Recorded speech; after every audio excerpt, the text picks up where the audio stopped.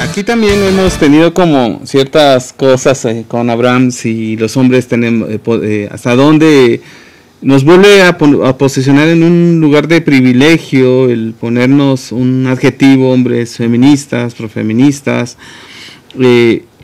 porque también nos damos cuenta, o yo me he dado cuenta, no sé, Abraham también, que esto nos da un estatus. Somos como los hombres que ahora ya cambiamos, ¿no? Y entonces ya no soy patriarcal. No sé, Abraham. Sí, es más que nada es como cómo podríamos los hombres integrarnos a la agenda feminista sin utilizar esto a nuestro favor, que por lo general en muchos grupos es lo que llega a suceder, ¿no? Es como comenta Cirilo, pues muchas veces existen hombres que se autodenominan feministas únicamente para buscar un protagonismo, ¿no? Como para seguir utilizando esto como objeto de seducción. O sea, cómo podemos evitar caer en esto y poder participar en esta agenda.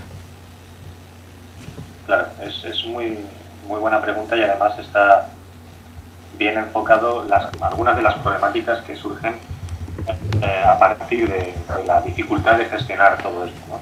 Evidentemente, si no hay una deconstrucción de esa masculinidad tradicional importante y a un nivel lo suficientemente profundo,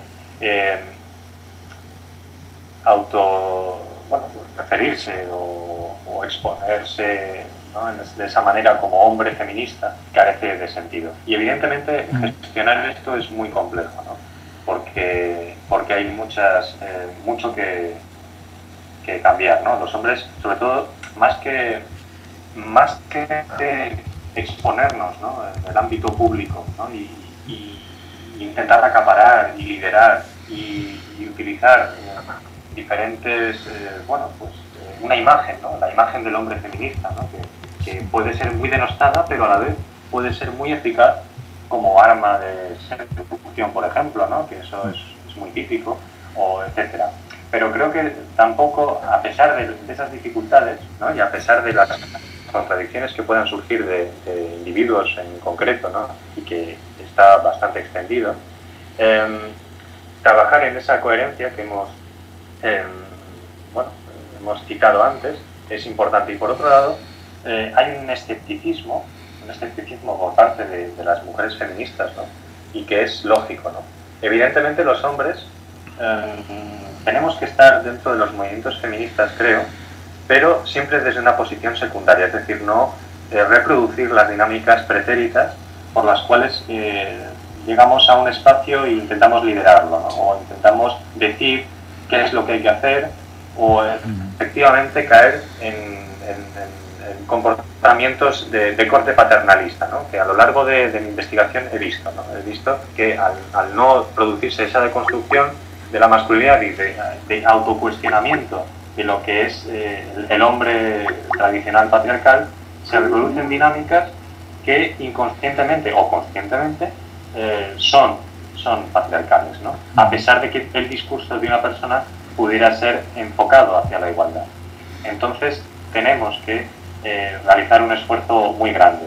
Efectivamente, en los movimientos feministas ha habido una estrategia, ¿no?, una estrategia de separatismo, ¿no?, es decir, de los movimientos, el feminismo tiene que ser efectivamente o esencialmente un movimiento de mujeres, para de alguna manera que los hombres no desnaturalicen, ¿no?, que no avasallen, ¿no?, y que no produzcan una ruptura, una desnaturalización, insisto, de los debates y de las estrategias y del activismo. Los hombres creo que tenemos que posicionarnos activistamente porque es una manera de crear referentes. Si nos situamos en una posición de culpabilidad o de quedarnos sin exponer públicamente que somos feministas, no estamos ayudando ni siquiera al concepto de feminismo ni al propio feminismo, pero efectivamente tampoco ayudamos si nos posicionamos como feministas y reproducimos las dinámicas tradicionales y acrecentamos el escepticismo por parte de las mujeres. Es un debate muy complejo, pero creo que es beneficioso que los hombres se comprometan por la igualdad, sobre todo trabajando interiormente y también posicionándose públicamente, pero siempre desde la coherencia. La respuesta, no hay una respuesta fija al respecto, pero sí que creo que el compromiso de los hombres por la igualdad es fundamental, y la deconstrucción de la masculinidad tradicional, porque el empoderamiento de las mujeres, que es esencial y tiene que seguir avanzando, si no va acompañado de un cambio por parte de los hombres, la agenda en la que estamos inmersos en el feminismo actual podrá avanzar hasta cierto punto, pero quedará en un punto muerto. Jesús, vamos a pasar unos comentarios. Hemos querido hacer enlace con Elba Rivera Gómez, doctora en Historia, una gran compañera, además mi hermana, comadre, pero además una gran maestra que nos ha apoyado mucho en el tema del feminismo, los hombres, las masculinidades en Puebla. Pero voy a mandar unos mensajes, que nos llegan a través del portal de Saber Sin Fin. Gracias, David, por compartirlos. Gracie Cordero, saludos al programa. Vale la pena promocionar este tipo de temas interesantes. Bien por los productores y el invitado. Gracias, Grace, desde donde nos escribas. Te mandamos un abrazo desde Puebla. Karen Madrid dice: ¿cómo realizar manifestaciones públicas o movimientos sociales, cuando en España aprobaron la ley Mordaza? Sandy Flores dice: ¿cómo hablar de feminismo cuando existe todavía una realeza, quienes tienen influencias en políticas públicas, inclusive más fuerte que el presidente en turno? Y Antonio Jamal manda saludos. La ley Mordaza de España, un tema que en muchos países, en algunos se aprobaron y directamente, y en otros silencian también, como es en este país, como es en América Latina, etcétera. Adelante, David. Jesús. Sí, me preguntabas por la ley Mordaza, ¿no? Sí, dice Grace Cordero que, Karen Madrid. Sí. ¿Cómo realizar manifestaciones públicas o movimientos sociales cuando en España ya aprobaron la ley Mordaza? Sí, había una frase de un sindicalista español muy conocido, que lo que decía era: si queremos el derecho a reunirnos, ¿no? Es decir, que se apruebe ese derecho y que podamos ejercerlo efectivamente, lo que hay que hacer es reunirse. Si queremos el derecho a la liberación, lo que hay que hacer es verse. Si queremos que se apruebe el derecho a la huelga, lo que hay que hacer es huelga. Es decir, cómo llevar a cabo manifestaciones públicas cuando existe la ley Mordaza. La ley Mordaza es simplemente un mecanismo del neoliberalismo por el cual quiere acallar y amedrentar a una sociedad que quiere transformar la realidad y poner en cuestión lo que son las políticas neoliberales que se están llevando a cabo. España es simplemente un ejemplo más. Como has citado antes, pues en otros países se están desarrollando legislaciones que lo que pretenden es acallar el activismo, ¿no? Aquellos movimientos que quieren transformar la sociedad. Por lo tanto, ¿cómo hacerlo? Pues haciéndolo, porque si aceptamos su juego y nos amedrentamos en ese sentido y nos inmovilizamos, van a conseguir su objetivo. Bien, Así que desde aquí yo lo que digo es desobedecer la ley, así lo digo. Sí. En algunos momentos dicen: es que nos hablan del machismo. El machismo desapareció, decimos algunos hombres, por supuesto, ¿no? Otra, dicen: bueno, desapareció como etiqueta, pero las prácticas siguen siendo las mismas. No sé si me escuchaste en esta última. Sí, con respecto a esa creencia de que el machismo ha desaparecido, ¿no? Sí. ¿Por ahí va la pregunta? Sí. Sí. Bueno, hay una autora, se llama Amelia Valcárcel, que seguramente conozcan alguna de las oyentes, etcétera, que nos habla de un concepto, ¿no? El espejismo de la igualdad, ¿no? Es decir, que sí, estoy viendo aquí un mensaje por Skype, de acuerdo. El espejismo de la igualdad, es decir, que hay muchas personas, la inmensa mayoría de la población, que considera que el machismo ha desaparecido, ¿no? En este sentido, efectivamente no. Efectivamente, el patriarcado y el machismo son omnipresentes en nuestras vidas y en la inmensa mayoría de los hombres. Lo que pasa es que el patriarcado se va readaptando, ¿no? Y desde un punto de vista histórico, lo que podemos ver es que efectivamente el modelo de masculinidad, ¿no?, se va readaptando según se ve amenazado, ¿no?, por el empoderamiento de las mujeres o por los cambios socioeconómicos determinados, ¿no?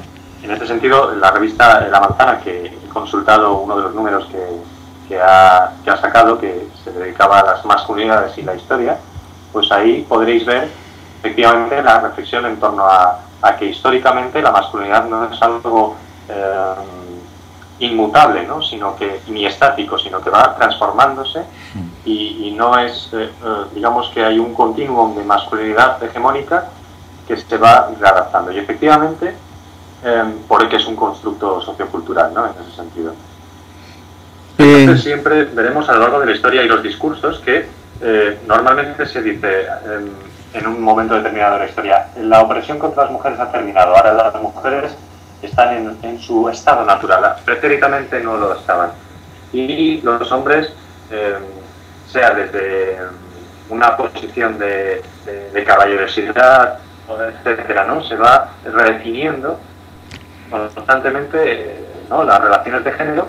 Y en este caso estamos presenciando ahora un post-machismo que lo que critica es al feminismo por irse hacia un extremo, lo cual es una trampa retórica que constantemente se utiliza a lo largo de la historia. Por lo tanto, solo los datos en cuanto a las condiciones de vida material de las mujeres y en tanto en cuanto a la falta de recursos, autonomía y de cientos de elementos que atraviesan su vida, desde el punto de vista de la sexualidad, de todos los sentidos, ¿no?, de la cosificación que sufren, etcétera, el machismo efectivamente no ha terminado, y los hombres tenemos una asignatura pendiente en ese sentido. Sí, como decía, esta ley no se crea ni se destruye, solamente se transforma el patriarcado. Efectivamente, se va transformando constantemente, se va readaptando, y lo importante sería llegar hasta un momento en el cual acabemos con este motor de redefinición constante en el que vive la evolución patriarcal, es decir, Ay, se cortó. Jesús. Hasta que espera, no, dale. Ok. Sí. De redefiniciones constantes, ¿no? Lo cual, evidentemente, pues puede sonar muy utópico, pero creo que ese es el objetivo, ¿no? Creo que... Muchísimas gracias, de verdad. Pues te mando un abrazo, Jesús, gracias por haber aceptado la invitación, y pronto... Ha sido un auténtico placer a pesar de las dificultades técnicas. Muy bien, pues nos escuchamos hoy por la noche en la emisión de Varones en la Intimidad, el próximo martes, ¿qué es? Martes 21 de julio, me parece que sí. Podrán escuchar ustedes la repetición de ese programa, y quienes nos estén escuchando, gracias a todos y a todas, gracias a David, gracias en los controles, Abel Pérez Rojas. Nos escuchamos más tarde con Oscar Montiel. Hasta luego. Hasta luego.